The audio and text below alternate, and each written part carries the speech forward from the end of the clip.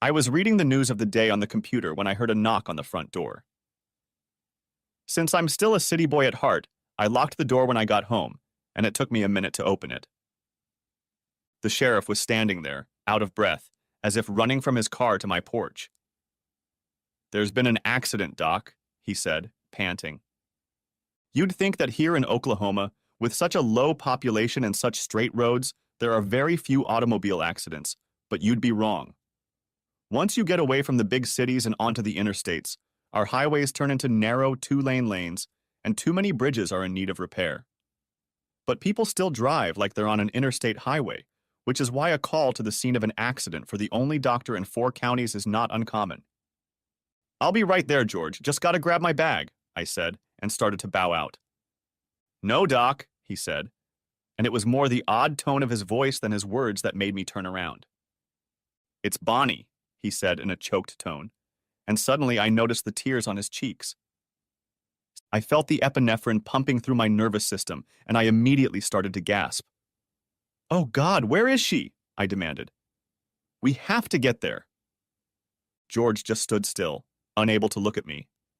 "She's gone, Doc. She didn't make it." I've treated quite a few patients with gunshot wounds. They always told me the same thing. The first time you get hit, there's no pain, your body just goes numb. At that moment, I thought I had been shot in the chest, and I staggered, trying to regain my balance as everything around me went numb. "No, this can't be happening," I screamed. "I can save her if I get there in time." No, no, no. But as I tried to get around him and run toward the police car, George grabbed me and held me back. "You can't leave, Doc. You can't see her." "That was bad, Doc. Real bad. I'm so sorry," he said through tears. The rest of that night passed like a blur. Phone calls, quiet voices, people coming and going, little conversations through radios filled with static. The only thing I remember is the nervous deputy sheriff who stayed with me after George had to leave.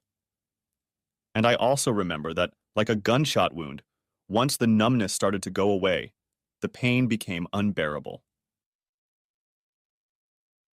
Sometime during that horrible night, when the agony became too much, I reached into my medical bag and pulled out a vial of morphine. When the deputy wasn't looking, I administered the injection and then lay down on the bed. Oblivion came quickly and mercifully, just as I had hoped. I know it was cowardly of me, but I just couldn't stay awake any longer that night. When I woke up, I immediately smelled the smell of food and jumped out of my bedroom and stared in amazement at the many plates and plastic containers on the kitchen counters. Then my brain shook off the last remnants of morphine, and I suddenly realized why my roommates had brought so much food. "Oh, Bonnie!" I exclaimed, collapsing onto the nearest chair. I had only delayed the pain. There was no relief now. George returned later that morning and tried to answer the questions he knew I had. "She was driving down State Highway 296 coming back from the office in Arrow Point after work," he told me. "We think she must have fallen asleep at the wheel because her Honda crossed the center line and hit an oncoming truck. The truck driver didn't survive either." I tried desperately not to imagine what the accident scene looked like.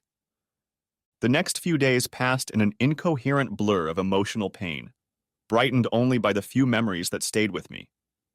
Perhaps the scariest of these was meeting Bonnie's father at the funeral home. He was a big man, as tall as I was and surprisingly trim after working on the ranch, even in his 60s. But when I saw him that day, I thought he had aged about 10 years. As he entered the parlor, he hunched over and took small, feeble steps. When he saw me, he came over and hugged me. "I'm so sorry," he managed to mumble before bursting into tears. I clung to him tightly, my own tears wetting the shoulder of his suit. Everyone around me stopped, awkward and confused, not knowing what to do. Finally, he led me over to her coffin. I had seen hundreds of corpses, of course, but now I was terribly anxious to see my wife. The coffin was partially closed, so that only her face was visible. We all knew why, but no one wanted to talk about it. "This isn't Bonnie," I thought to myself as I looked at her embalmed face. The Bonnie I knew was filled with laughter and joie de vivre. The face lying there resembled a poorly painted portrait. Oh, Bonnie, I thought, fumbling for my handkerchief. Why did you have to go? Why couldn't it have been me? When I first moved to Millersville, I was a bachelor, and it seemed that every family in town was eager to introduce me to their eligible daughters at the first opportunity. I was invited to so many Sunday dinners, church functions, family picnics, and high school soccer games that I could barely keep track of them all. And at each of them, somewhere along the way, I was introduced to one or more daughters, ranging from 40-year-olds, I would assume, to 16-year-olds, God forbid. It would be nice to think that my good looks and persuasive personality made me such desirable prey. But anyone who went to medical school knows that doctors have an advantage when it comes to socializing with the opposite sex. The combination of high incomes, comfortable lifestyles, and respected positions in the community make us hot matrimonial prospects. It used to be said that a doctor who can't find a spouse is a doctor who doesn't want one. But what all these potential spouses may not know is that we physicians have been warned about the chase and advised not to fall into the trap, at least until we find Mr. or Miss Right. So I was polite and friendly to the young girls of Millersville and even dated some of them a few times. But I tried to behave very properly and control my animal impulses, even when several young ladies quite frankly offered me their charms. The last thing I wanted was to have angry parents on my hands in a town where the #1 truck accessory was a gun rack. I was so careful that one of my patients told me he heard a distraught girl say she thought I was gay. I just smiled, assured him that I wasn't, and took my time. And then I met Bonnie. I drove 50 miles to Arrow Point to visit the government office there. When I entered the reception area, she was working behind the counter. Have you ever walked under a cloudy sky and suddenly found yourself in the sunshine? That's exactly what I felt when I saw her. I don't think I stumbled as I approached the counter, but I'm not sure because my brain was definitely not in control of my body, or, as it quickly became clear, my mouth. I'm here to see Mr. Rogers. Babbled I. I know who you are, she snarled. Then she swiveled around in her chair and rudely stepped away from me. I had no idea what I might have offended her with, but I was determined to find out and fix it. So a week later, I made another appointment with Mr. Rogers. When I walked into the lobby, she rolled her eyes in disgust when she saw me. When I showed up again the next week, she looked at me in surprise.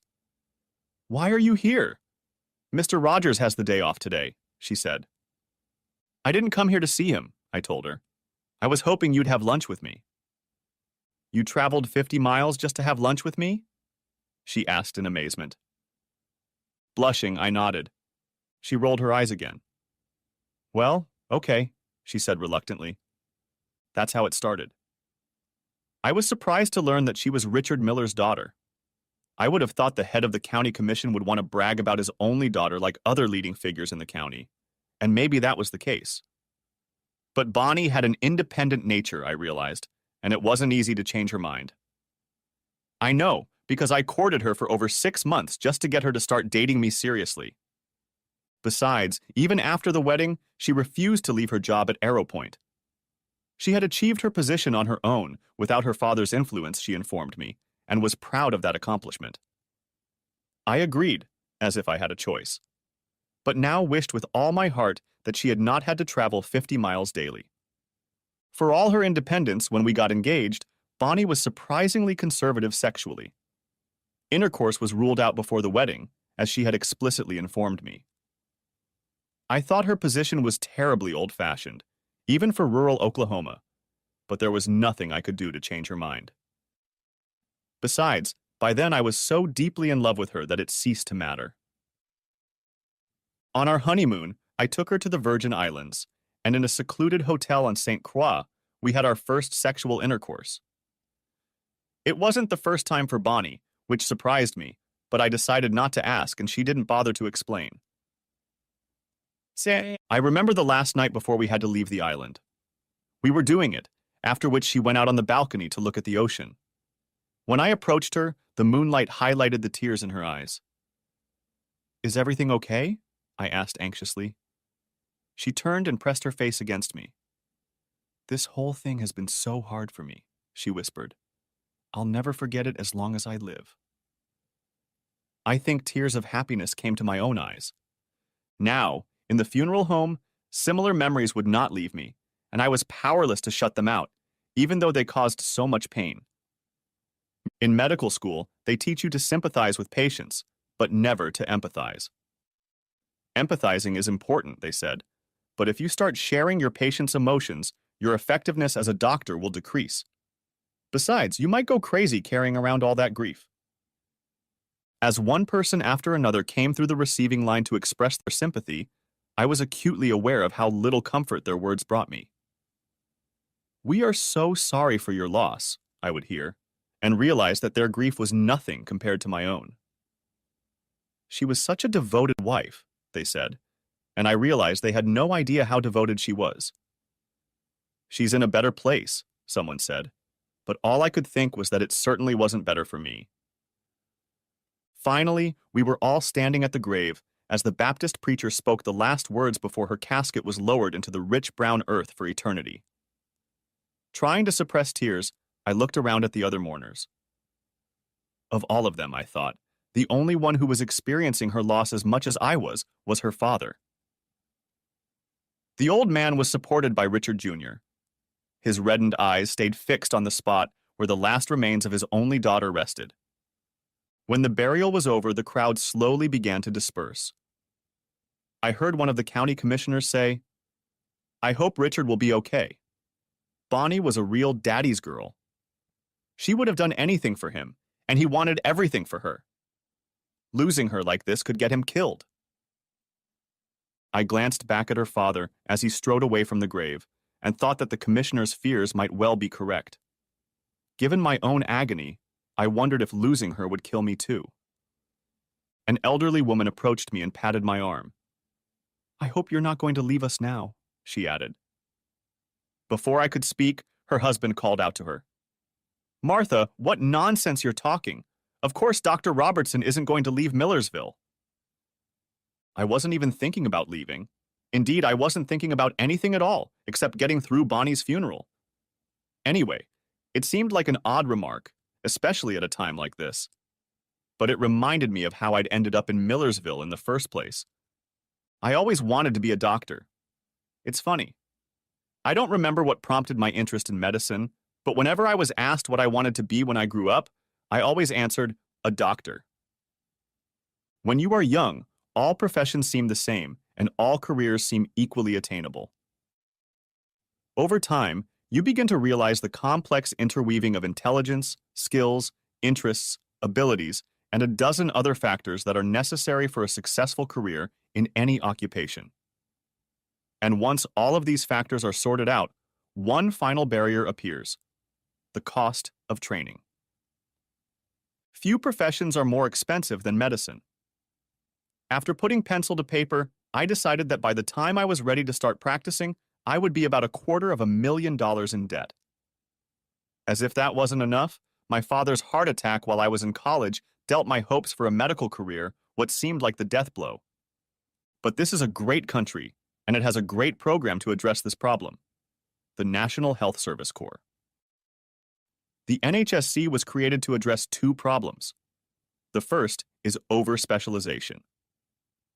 Every medical student knows that the really big bucks are in specialization. Consequently, we have a shortage of physicians in less lucrative general fields such as internal medicine, family practice, pediatrics, etc. The second, and in some ways even more pressing problem, is the shortage of physicians in underserved rural areas of the country. Go to Manhattan, and it's hard to walk a block there without tripping over a doctor. If you go to the central part of the country, you have to drive a day or more to find a doctor. The NHSC told me that if I agreed to become a primary care physician and was willing to move to an underserved area, Uncle Sam would forgive me for the mountains of debt I would accumulate, provided I stayed in the area for the long haul. Thus, I made an early commitment that allowed me to get the support I needed throughout medical school, internship, and residency. In essence, I sold my first few years of practice to NHSC in exchange for tuition and expenses. It was a compromise I was quite willing to make. I wouldn't get rich, but I could fulfill my dream at a place that really needed my services. I happily signed up. It was in my second year of residency training that Oklahoma became a possible place for me to work. I had never been to Oklahoma before, and the idea seemed romantic. Would it be difficult to spend the next few years seeing patients among the swaying wheat, the corn as tall as an elephant's eye, and the prairies where brave pioneers built their homes? That's how I ended up in Millersville. When I met Richard Miller, head of the Miller County Commission, he made it clear that his city was looking forward to much more than 4 years of working with me. His family had lived here in north-central Oklahoma since the Great Land Rush of 1889, which explains the name of both the county and the city. Richard wanted to make sure the town was preserved for his son and grandchildren. There was another NHSC doctor in Millersville a few years ago, but he didn't stay long. It was a disaster for Millersville's leadership. A town without a doctor is a dying town, Richard told me. Couples are afraid to start families, people start to drift apart, and the town slowly deteriorates. We don't want that to happen here. They certainly made it easy for me. The office was waiting for me, and I was surprised at how well equipped it was. But before I had time to be impressed with my new office, Richard showed me the house I was to live in for free. It was a beautiful 2-story Victorian house, recently renovated, and when I protested that it was too big for my needs, Richard just smiled and said that I would grow into it eventually. Nah, it wasn't just the great privileges they provided that were attractive, but all the little ways in which they made me feel wanted. The day I entered Millersville, I became a celebrity. Everyone in town seemed to know and love me, and everyone made an effort to nod and smile when they passed me on the street. The county commissioners began to consult me on all sorts of matters and did not fail to praise my parsimonious advice. I was transformed overnight from a struggling medical student to a very important person.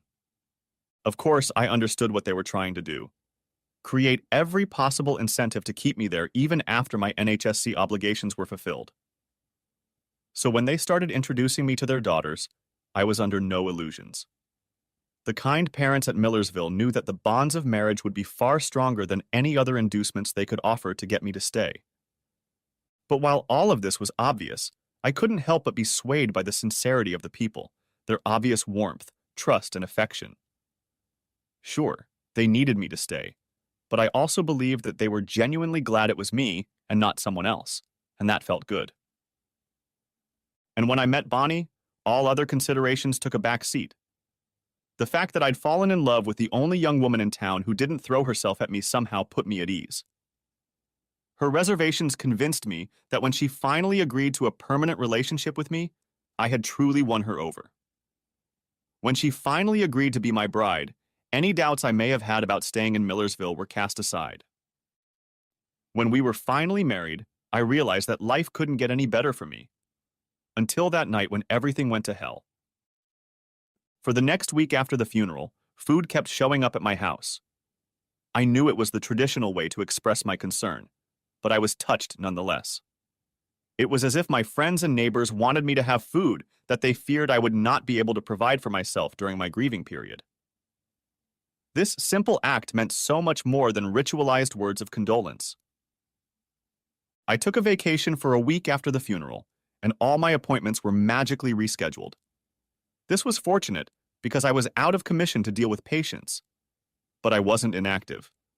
I realized that death entailed an unexpectedly long list of details to consider, and I diligently pursued them.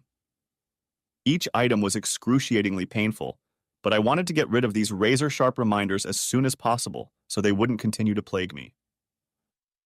One of the last items on my list was a visit to the sheriff's office. It was obvious George wasn't happy to see me, but he invited me to sit in the chair across from his desk. Dr. Robertson, Mark, are you sure you want to go through with this? The more details you learn, the harder it will be for you. Thank you, George, but I have to find out what happened. I can't heal until I know. He shifted uncomfortably in his chair and crossed his arms. Like I said, there's no way to know exactly what happened. We're guessing she must have dozed off at the wheel because the road where the accident occurred is straight and level. Her car crossed the center line and did not hit the brakes. She never hit the brakes because there were no skid marks on the highway. We estimate they were both traveling at about 65 miles per hour. I shuddered. The kinetic energy of such a collision would have been catastrophic. Go on, I said. What about Bonnie? He didn't lift his eyes from his papers. She was buckled up, and the airbag deployed as it should have. But at the speed they were traveling at, the passenger area was partially crumpled, and she was pinned in the wreckage. I tried desperately not to think about what it looked like. My beautiful wife, shattered like a bird flown into a glass display case. But I should have known. So she was trapped in the car with multiple injuries. Do we know what killed her? Was it the shock? I asked in a whisper. George lowered his head further. Somehow her left arm was severed during the accident. She bled out, Doc. He paused. If it helps, it must have been very quick. A diagram from anatomy class came to mind, and I saw the brachial artery branching off the carotid artery and traveling down the arm. No, I thought, that wouldn't take long. What about the other vehicle? I asked. It was a Dodge pickup. The driver must have died instantly. He wasn't wearing a seatbelt. Who was he? I asked. His name was Taylor Johnson. He was a rancher in Noble County east of here. His wife said he hunted whitetails on the Black Kettle Wildlife Refuge. He must have been on his way home when the accident happened. I shook my head. That name meant nothing to me. One last thing, George, I said. I'd like to see the autopsy report. Doc, are you sure? Please, I said. I'm a doctor. It's the only way I can make sense of the situation. He stood up and walked over to an old metal file cabinet. Automation was not yet widespread in this part of Oklahoma.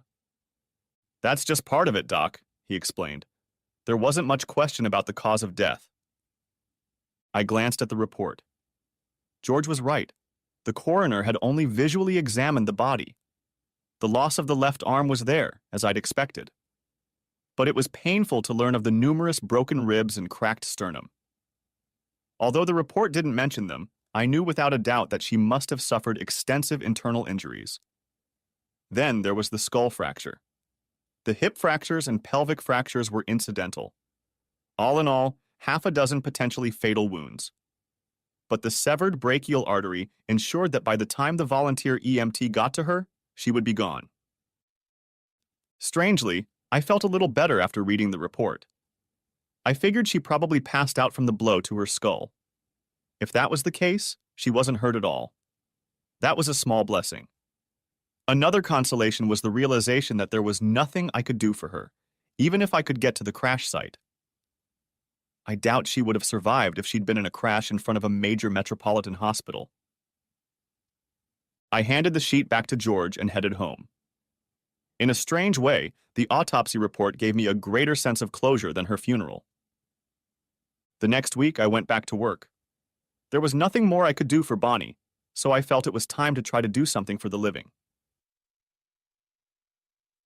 Thursday afternoon, my schedule was free late, and I was startled when my nurse came to tell me that Hillary Johnson was in the waiting room and wanted to see me. A quick check of our files showed that she hadn't come in before, so I pulled out a blank form to prepare for the exam. A rather attractive woman about my age walked into the office. I invited her to sit in the chair next to the examination table, but she continued to stand with her arms crossed, looking at me intently. Her manner struck me as a little unsettling, but I tried to begin my examination. "What can I do for you today, Mrs. Johnson?" I asked in my usual manner. She dropped her hands and clenched her fists, and her face began to redden. "You can tell me why your wife killed my husband," she blurted out, and then she covered her face and began to sob. Oh my God. I thought, that must be the wife of the man who was driving the pickup truck. And some part of me wanted to go around the table and comfort her, and another wanted to hide in the face of her obvious pain. But her words reminded me of my own pain, and there was nothing I could do but sit there as if paralyzed. After a long few minutes, she seemed to regain control of herself, and at the same time, I emerged from the fog of memories that had enveloped me. I spoke first. "I'm very sorry about your husband, Mrs. Johnson. I'm still trying to come to grips with my own loss." Her expression softened a little as she seemed to realize that I was suffering too. But she clearly continued to be tormented. I just don't understand how she could have been so careless. If she had just stopped and taken a nap, just stopped for a little rest. I don't understand it either, I told her sincerely. She drove every night at the same time. I keep thinking about it, wishing she'd called me to come get her.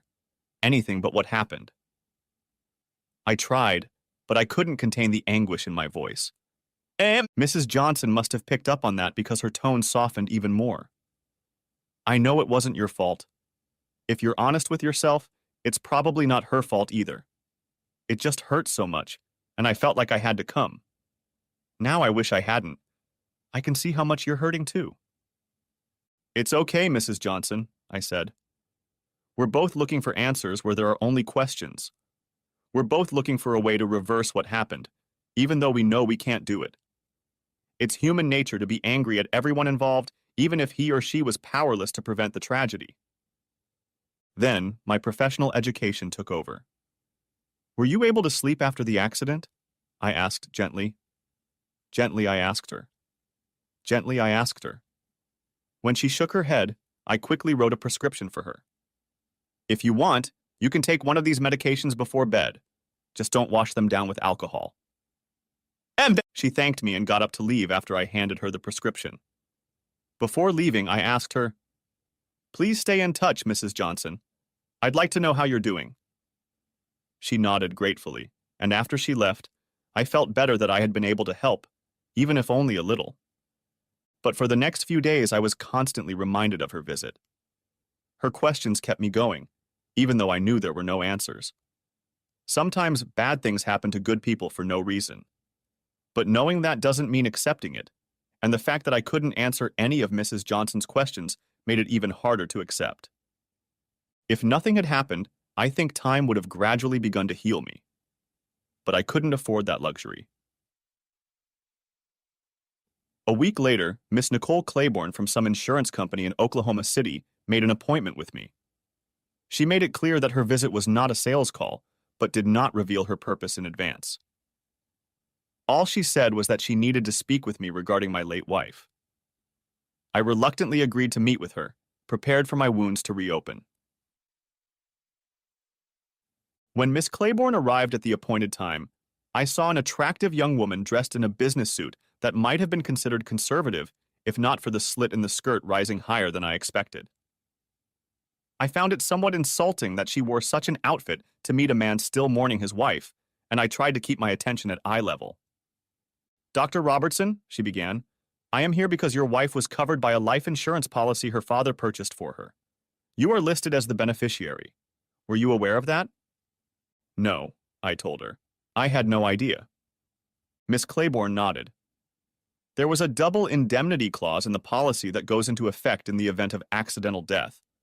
In this particular case, the face value of the policy was $100,000, so the payout, assuming the claim is successful, would be $200,000. She looked at me intently as she spoke.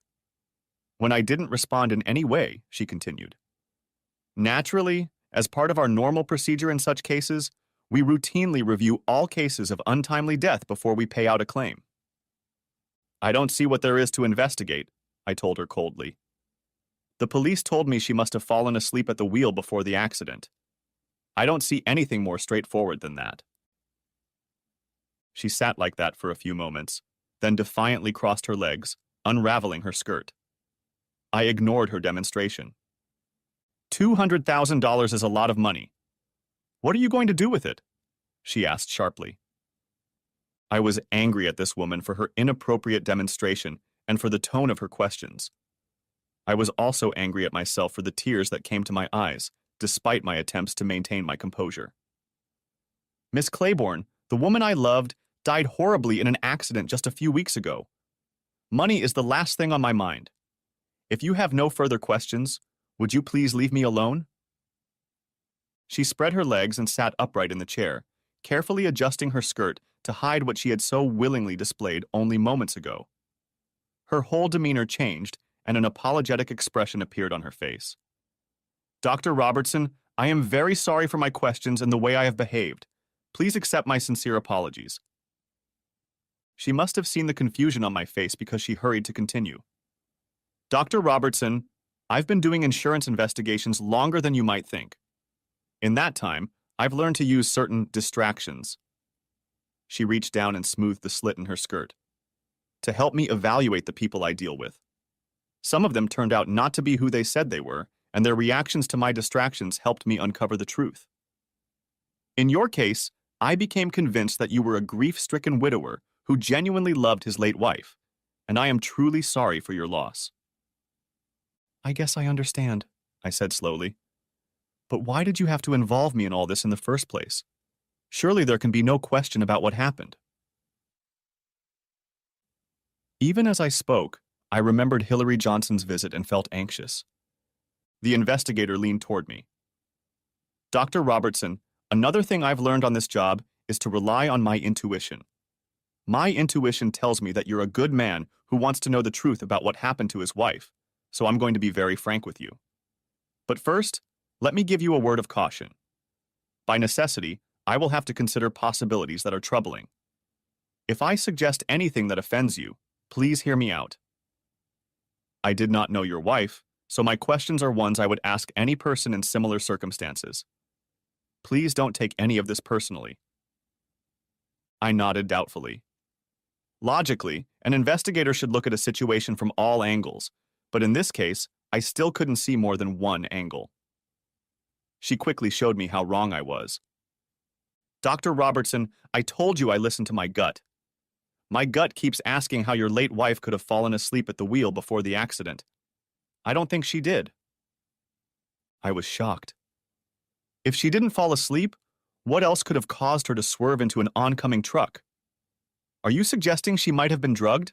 I asked incredulously. Absolutely not, she replied quickly. On the contrary, I don't think she was in any condition. I looked at her curiously. How do you know that? I asked. Perhaps she had a very hard day's work and was unusually exhausted. Maybe she didn't eat anything for lunch and her blood sugar suddenly dropped. There are a lot of things that could have caused her to collapse right before the accident. When was the last time you went to Arrow Point? She asked. A long time ago, I answered. Several months at least. I don't know exactly. She nodded. 2 months ago, Miller County undertook the repair of the bridge over the river between Arrow Point and Millersville. The repairs require any vehicle traveling over the bridge to slow down to 35 miles per hour and then change lanes abruptly in the middle of the bridge. Your wife had to be alert to drive over that bridge. That doesn't mean she couldn't have fallen asleep after crossing the bridge, I protested. It's not impossible, she admitted, but the accident happened only a mile from the bridge. At the speed she was traveling at, only about 60 seconds had passed. I don't think she could have fallen asleep within a minute of successfully changing her speed and correcting her steering. I sat in silence. Bonnie made this trip every night after work. She had to be used to driving in these conditions, and I wondered again what could have gone wrong after all these years. What Nicole Claiborne told me was extremely disturbing. What about a mechanical failure? I asked finally. Could something like a bump or steering problems have caused her car to swerve into the other lane? Yes, it could have, she replied calmly. But I had already gone to the junkyard to inspect your wife's car. The tires were intact, and the suspension and steering damage didn't seem to be related to the accident. But maybe, I began as she raised her hand. More importantly, she continued, we were able to retrieve the onboard computer from her car, which recorded exactly what happened in the last few seconds before the collision. As her Honda was traveling at 64.8 miles per hour, the steering wheel was turned to the left, causing the car to drift into the other lane. The steering wheel was then straightened. The brakes were not applied. I leaned back in my chair with my mouth open. It all sounded like Bonnie had intentionally steered her Honda into an oncoming truck. How could it have been an accident? But if it wasn't an accident, the only other possibility was suicide. But she had no reason to commit suicide. At least I didn't think so.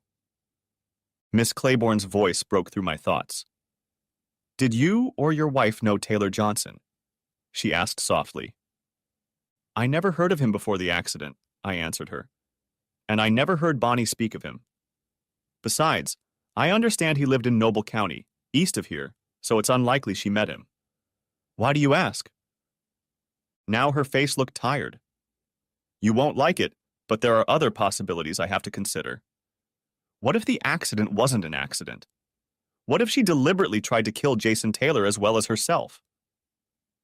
The thought took my breath away. That can't be. I sighed. Why would she do that?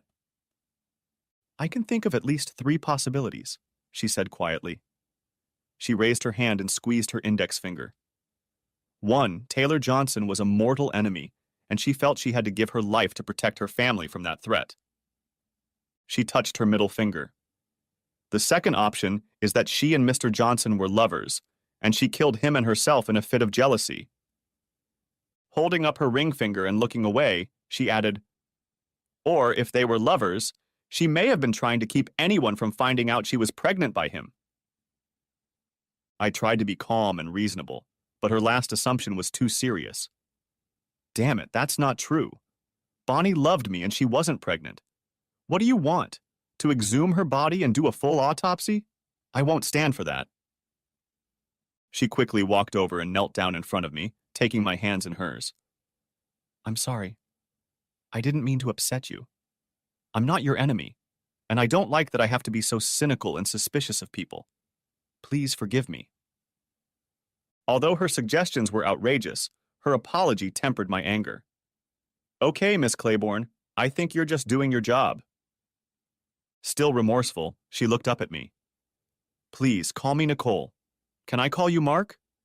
If we're going to find out what really happened, that would help. Okay, Nicole, I said, but I still think you're wrong about Bonnie. If anything, I agree. I don't think any of those 3 scenarios are correct. First, all 3 require Bonnie to know that Taylor Johnson would be on the highway at that exact time. However, Mrs. Taylor told me that she had no idea when her husband would be home from hunting. As for Bonnie, she left Arrow Point at her usual time, so she obviously didn't make a special adjustment to meet Johnson. What's more, I checked her cell phone records and she didn't make or receive any calls in the last few hours before the incident, so I don't see how she could have coordinated their meeting. So it was just a coincidence? A chance meeting? I asked. Maybe, Nicole admitted. But that still leaves us with what looks like a deliberate attempt to crash into Johnson's truck. Maybe we're thinking about this the wrong way. Could Taylor Johnson have wanted to kill Bonnie? I asked. I've thought about that, she told me. But how could he have encouraged her to steer her car into his lane? She stood up. Mark, I know I've upset you and I apologize again. The fact is, there's nothing about this case that isn't clear to me, and I can't let it go without looking a little deeper. I lowered myself into the chair. Miss Claiborne, Nicole, I have to admit that I've been having doubts myself ever since the accident. I need to know what happened too. She held out a business card to me. If you remember anything that might shed light on any of this, please call me anytime. She looked at me sympathetically. Call me, even if you just need someone to talk to. Then she turned and walked out of my office. I had thought I was in turmoil before. Now the thought that my late wife had taken some mysterious secret with her to the grave was a new wound that had not yet had time to heal. It was enough that Bonnie had died in a tragic accident. The questions Nicole was asking filled my mind with insidious suspicions. Of course, none of these scenarios could be true, but the many unanswered questions were enough to induce paranoia. That night before going to bed, I took one of my own sleeping pills. The next day was Saturday, and my office was closed on Saturday afternoon. After taking my last patient for the day, I got in my car and drove to Arrow Point. Up until now, I had avoided the place because I couldn't bear to see the place where my beautiful Bonnie's life had been cut short. Now, however, I felt that I had no choice but to check things out with my own eyes and try to understand what had happened as best I could. Although I had lived in Oklahoma for almost 2 years now, I was still not used to the distance. Bonnie hadn't given much thought to the fact that she commuted from Millersville to Arrow Point and back every day for work. It wasn't unusual for her, but for me it would have been a real burden. I guess when you grow up on the prairie, your perspective changes. But if this trail was so ordinary for her, I thought, why was that terrible night any different? What could have led her to her death on that long, straight stretch of highway? I deliberately ignored the spot where I calculated the accident had occurred and drove on to Arrow Point. I wanted to make the return trip the same way she did, so I pulled into Bonnie's office, made a U-turn in the parking lot, and got back on the highway. After a while, I pulled up to the bridge and was immediately convinced that Nicole was right. No one could safely speed through the repairs here. Unless you were fully awake and alert, you were likely to hit one of the concrete barriers providing a lane change. As soon as I hit the bridge, I hit the gas pedal and accelerated to 65. I checked my watch and made a note on the odometer when 60 seconds had passed. I then stopped, made sure the road was clear, and made another U-turn to get back to the crash site. It seemed to me that it would have been very difficult to fall asleep in such a short time. Pulling over to the side of the road, I got out of the car and started looking around. Apparently, the tow truck drivers had done a good job. The only evidence of the accident were shards of broken glass and plastic, and a few strips of chrome body molding. Then something caught my eye in the grass, and as I approached it, I found a small wooden cross with the inscription, Bonnie Miller, deceased, and the date. I don't know who erected this cross, but when I saw it, all I could think of was the girl I had met at Arrow Point. And again, the tears burned my eyes. After a while, I pulled myself together, and with a heavy heart made the return trip to Millersville. After viewing the wreck site, I missed Bonnie more than ever, and at the same time, I was more anxious than ever. I was now certain that much of what I had believed about her accident could not be true. "Oh, Bonnie, what happened?" I asked helplessly. For the next 2 weeks, I obsessively replayed the trip to Arrow Point and back. I wasn't sure if I was paying tribute to my wife or looking for clues to solve the mystery, but I found nothing to help in either quest. After several fruitless trips, I decided I had to do something different. Driving up to the office where Bonnie worked, I parked, went inside, and asked permission to speak to Mr. Rogers, her supervisor. When I gave my name, he appeared very quickly. I guess being the only doctor in a 4-county area is also a privilege. Mr. Rogers offered his condolences and then over a cup of bad coffee chatted with me about Bonnie and her work.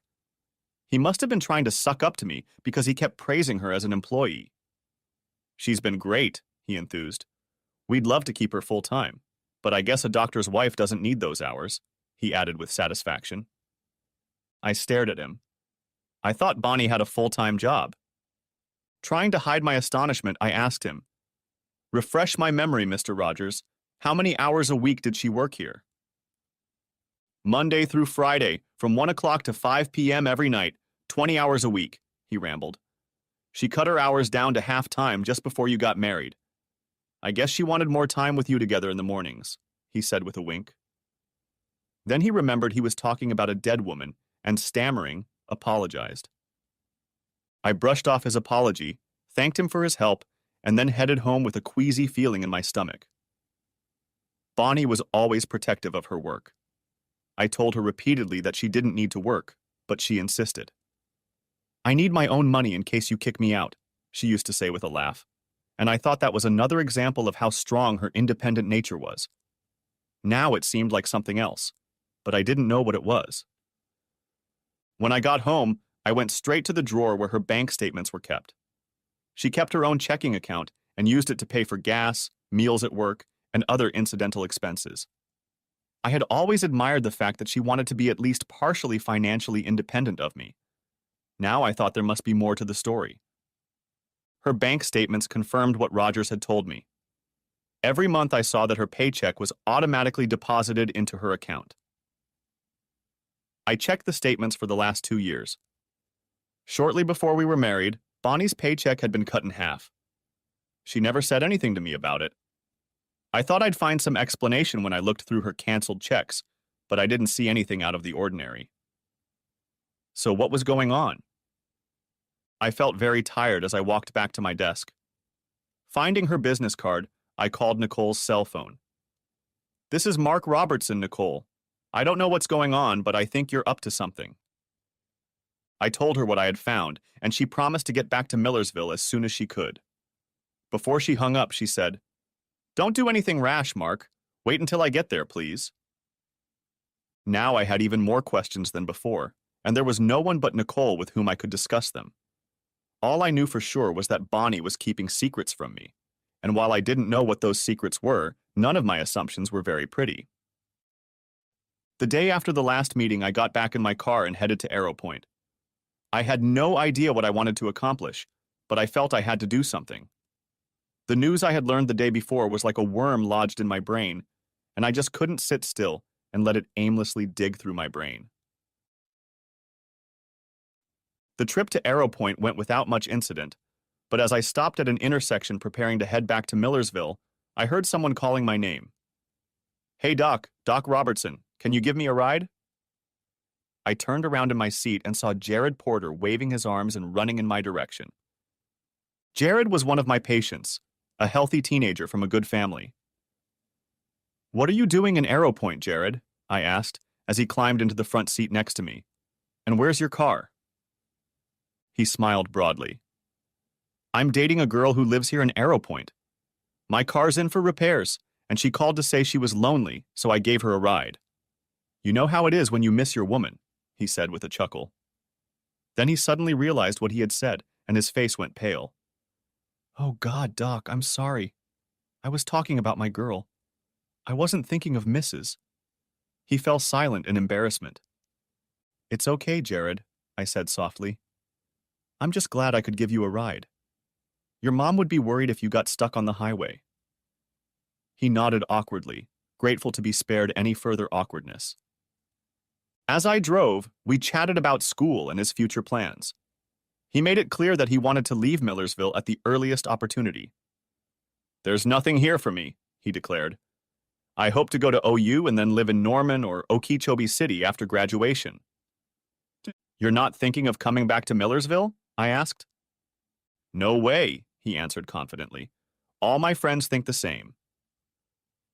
As we talked, I looked in my rearview mirror and noticed a truck quickly overtaking me. Soon I saw him pull into the left lane to go around me. The teenager behind the wheel looked to be the same age as Jared and waved affably as he passed us. I didn't feel so friendly. My car's speed was 10 miles per hour over the legal speed limit, and the other truck easily passed me anyway. The special thing about Oklahoma roads is that there are many stretches of them that you can see for miles, and I saw another car approaching us in the distance. To my horror, the truck that had just passed us suddenly pulled into the oncoming lane. A moment later, the oncoming car did the same thing, pulling into my lane, so they both passed each other in the wrong lanes at 70 miles per hour. The car then returned to its lane, and as it swerved past me on my left, I saw the girl's smirking face. As I watched the events unfold, I instinctively let off the gas and applied the brakes. Now, with my heart pounding in my chest, I pulled over to the side of the road. Hearing Jared laughing beside me, I angrily turned to face him. "What the hell was that?" I demanded. "Hoo, hoo, hoo, hoo," he exclaimed. "The heart of the prairie." "What are you talking about, Jared? Those two people just didn't die." "No, they were fine." "Didn't you see them stick their hands out the window?" he asked. He raised his left arm above his head in an arc, bending the hand at the wrist and pointing it down toward his head at a 45-degree angle. I stared at him dumbly. "Don't you get it?" he asked. He scribbled this on the dashboard. "One driver's left arm goes this way, the other driver's arm does the same. Put them together, and you get a heart the heart of the prairie." I looked at him in amazement. "Do all people really do that every time they pass each other on the highway?" "Oh no," he answered quickly. "Not all people, just sweethearts. It's a way of saying, I love you." And I didn't say anything else to Jared for the rest of the drive. I couldn't. I was in shock. It was late when I dropped Jared off at his parents' house.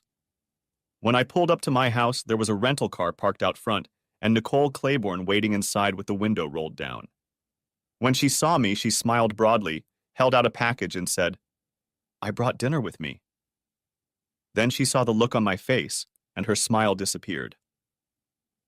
As she placed the food on the dining room table and we began to pick at our plates, I began to describe what I had witnessed that day and what Jared had told me. She shook her head in disgust. "Never underestimate how stupid people can be," she said. Then a light bulb went off in her head. "Oh my God, that's what happened to Bonnie," she exclaimed. "She deliberately drove into the other lane, expecting an oncoming driver to make the same maneuver." "Exactly," I said. "Only the other driver didn't know it." "Because he was the wrong person," she finished my thought. Then she shuddered. "That explains what happened to Bonnie's arm," she said. And I couldn't help but imagine what would happen to an arm out the window in an accident at that speed. I brushed that picture aside and continued.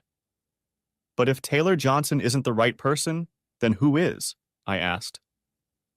Nicole beat me to it. "That's the wrong question," she said. "The real question is, why did Bonnie think it was the right person?" We stared at each other. "The truck!" we shouted out at the same time. "Taylor Johnson was driving a truck that Bonnie thought she recognized," Nicole continued, panting. "She wanted to give her lover a sign, the heart of the prairie. Only it wasn't him." She shook her head sadly. "It was all just a terrible mistake, a stupid accident that shouldn't have happened."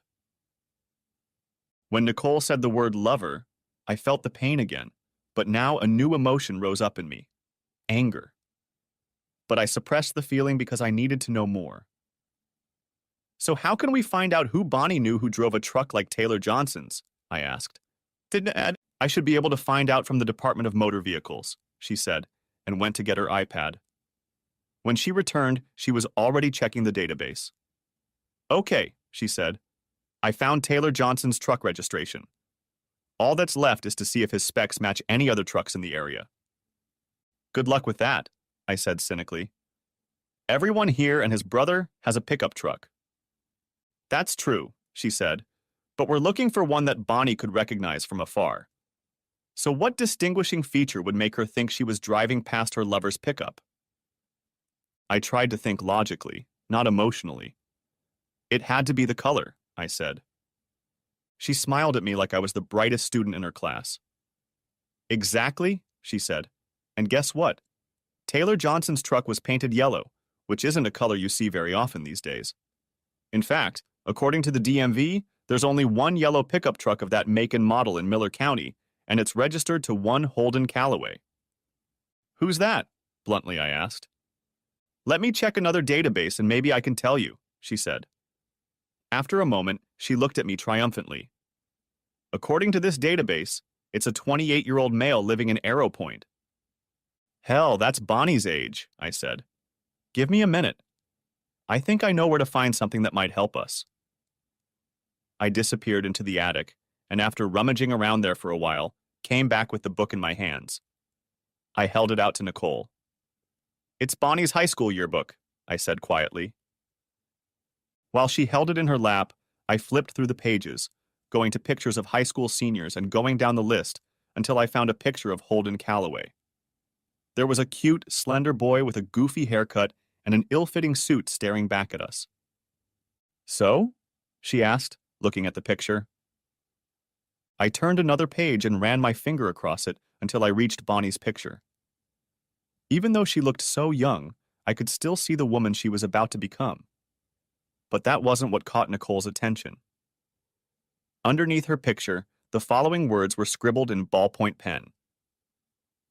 "I love you, Bonnie Hart of the Prairie Forever Holden." They were high school sweethearts, Nicole whispered. "Maybe it didn't end in high school," I said. Nicole looked up at me. "But something still feels weird to me. I could understand if Bonnie was dating Holden Callaway at Arrow Point. But why should she have expected to pass him on her way back from Millersville?" She put aside her high school yearbook and picked up her iPad again. When she looked at me again, her eyes were widened. "I don't understand. This can't be true," she said. "It says here that Holden's employer is the Miller Ranch." We talked for a long time more that evening. We had learned so many new things, but there were still more questions. the answers to which seemed tantalizingly out of reach. I sank down on the couch, my head beginning to split, and turned to Nicole. I'm too tired to think about this yet tonight. I need to get some sleep. I gave her a hard look. You can stay here if you want. She looked back at me carefully. Are you asking me to? No, I said. My emotions are still too strong. But right now it feels like my whole life is falling apart, and everything I believed in was a lie. It would be nice to have a friend here, if it's not too much to ask. I took the master bedroom, and she retired to one of the guest bedrooms. But one night she came into my room and crawled under the covers. I was glad because I really needed someone in the midst of all the pain, lies, and betrayal. She seemed to need me too, and we snuggled up to each other like two shipwreck survivors. Eventually, we both fell asleep. The next morning I was making breakfast when she appeared in the kitchen in her success suit. As I set her plate down, she asked, "How are you feeling this morning, Mark?" "Not great," I answered her honestly. "I've gone from a widower who just lost the woman he loved to a man who found out his wife probably never loved him at all. I keep bouncing between grief and anger, and honestly, I'm not sure how much more I can take." As she listened, I was touched to see tears in her eyes. So this is what empathy looks like, I thought in surprise. "Thank you for staying last night," I told her. The more I learned about what was going on, the more I felt like I didn't have a friend in this world. It was very lonely. Having you here helped. She walked over to me and hugged me. "I'm glad I could help, Mark, but you should know that I stayed because I wanted to, not just because you needed me." After a moment, I let her go. "What are your plans now?" I asked. "Can you stay?" "No," she replied. "I'll have to leave, and I'd better do it before we give your neighbors something to gossip about." "It's probably too late," I said, "but it doesn't matter." She looked at me carefully. "What are you going to do, Mark?"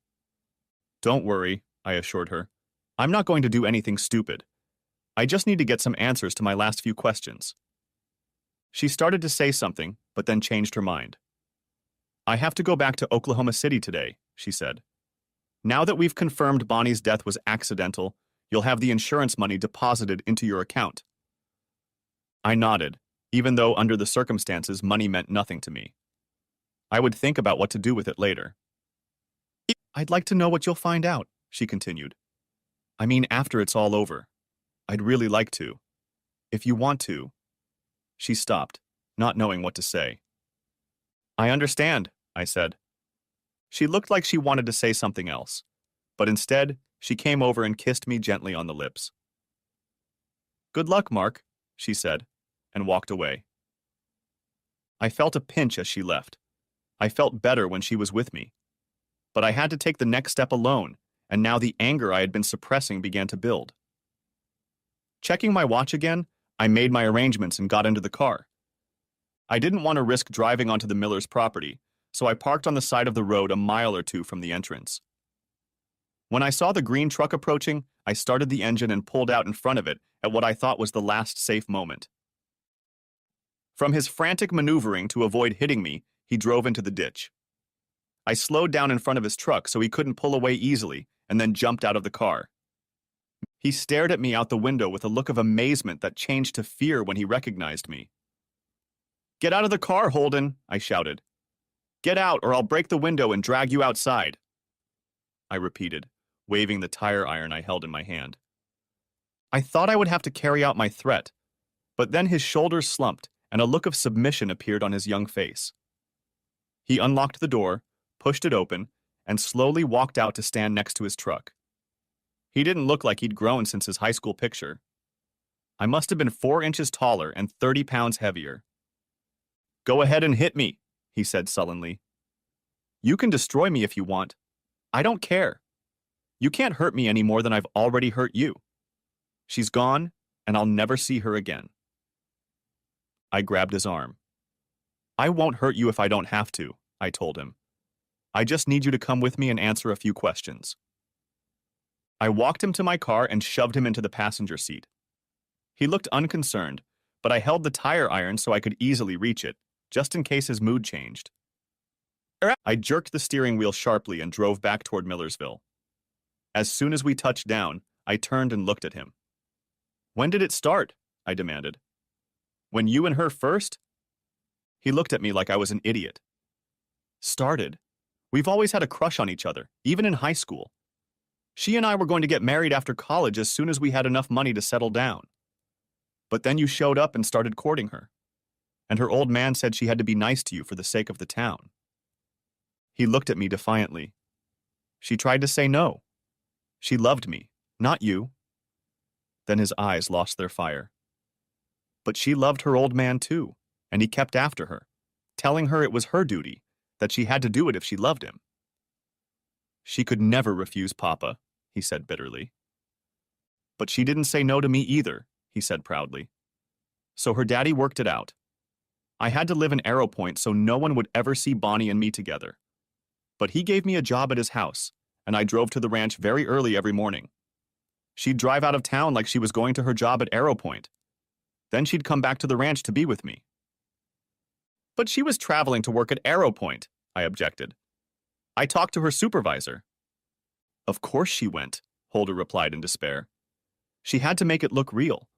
But she only worked there during the day and spent time with me in the mornings." "I still don't get it.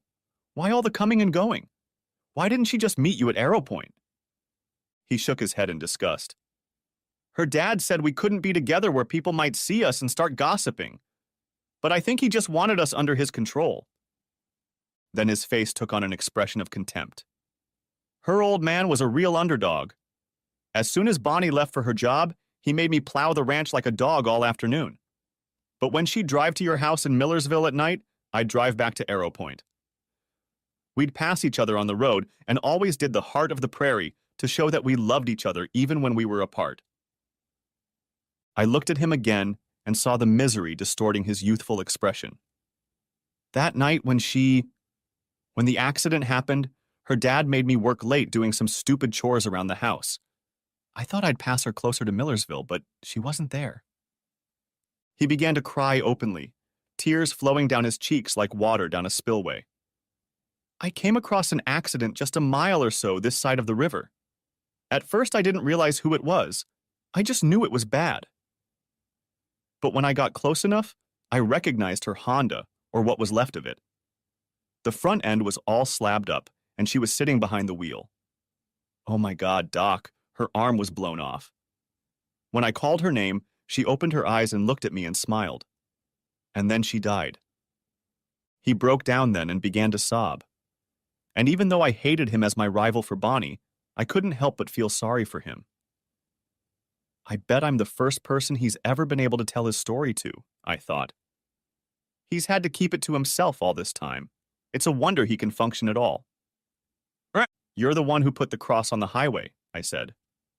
He was too emotional to answer, but I knew it had to be true. "That's why it said Bonnie Miller and not Bonnie Robertson," I said more to myself than to him. After a while, he came to his senses a little and spoke again. It seemed like he just needed to talk it out. "I called 911, but I didn't stick around because I didn't want to ruin Bonnie's life." He looked at me with hunted eyes. "When I got back to my truck, Doc, oh my God, I found her hand." He started sobbing again. I couldn't get anything more out of him after that. We pulled into Millersville and I drove straight to the courthouse on the square. As I parked the car, I walked around it, opened the door, and gently asked him to come with me. He didn't resist. I'm not sure he even realized where he was at that moment. There was a meeting sign hanging on the door of the council chambers, but I pushed it open anyway. Richard Miller looked at me in surprise, but immediately smiled. "Come in, Dr. Robertson. We have just been discussing an important matter and would welcome your wise counsel." "No," I said. "I have an important matter to discuss with you, with all of you." With these words, I turned and invited Holden Calloway to enter. Miller turned pale as Holden came through the door, and I thought it particularly telling that the others at the table gasped as well. They all knew, I thought. They're all in on it. The first to come to his senses was Miller. "Look, Mark, I don't know what that boy has been telling you, but don't bother lying to me, Richard, I said stiffly. I know the whole story now. The whole story. You were desperate to find a new doctor in Millersville to stay this time. You were so desperate you were willing to sell your own daughter. I paused to look at the others. And any of you would do the same to your own daughters. That doesn't seem fair, Miller replied. What father wouldn't want his daughter to marry a fine doctor who is respected in the community and who can provide her with a comfortable lifestyle? All I wanted was Bonnie's happiness. If you really cared about Bonnie's happiness, you would have let her marry the man she really loves, I said angrily, jabbing my thumb at Holden. But no, you tried to get her to leave him for me. And when she didn't want to give him up, you set Holden up on the side. You turned him into a mistress of sorts and me into an unwilling cuckold, and you all knew it. He put his hands up in the air as if to reassure me. Mark, I know you're upset right now, but you have to look at this from a broader perspective. This town has over 100 years of history. We're trying to preserve the traditions of small-town America, a legacy to leave to the next generation. Bullshit, I interrupted him. You weren't interested in tradition or heritage. All you cared about was preserving the value of your ranch. I turned to look at the other commissioners, pointing at them in turn. And you were worried about the value of your car dealership. And you just wanted the assets in your bank to grow. And you were worried about sales at your store. I shook my head. All of you don't care about your sons and daughters and their future. All you care about is your own assets and how to preserve them. But a town without a doctor is a town that dies, Miller said weakly. You don't understand, I said stiffly. Your city is already dead. It's rotten through, and so is the morality of its leaders. I can't wait to get out of here. You all make me sick. You can't leave, Miller gasped. If you leave now, you'll owe the government a lot of money. I grinned. The money from the life insurance policy you bought for Bonnie should cover that debt, I told him. And if there's anything left over, Holden Calloway can take the rest. I don't need your blood money. I left them sitting at the table, silent and looking at each other. I went out to my car and checked the trunk to make sure my bags hadn't moved and I hadn't forgotten anything important. I then set off in the direction of Arrow Point. As I approached the crash site, I stopped and got out of the car to stand in front of the small, rough cross one last time. I realized now that Bonnie had never loved me, but I loved her, and it would take time to get over that. At the same time, I hated her for cheating on me, but I was sorry she had to give up the one she truly loved. It would take me a long time to get over all these conflicting emotions. Maybe Oklahoma City will help me deal with it, I thought. I pointed the car that way and pulled onto a long, narrow highway that ran right through the heart of the prairie. The end. Thanks for watching. I hope you enjoyed it. So subscribe to my channel and watch the next video.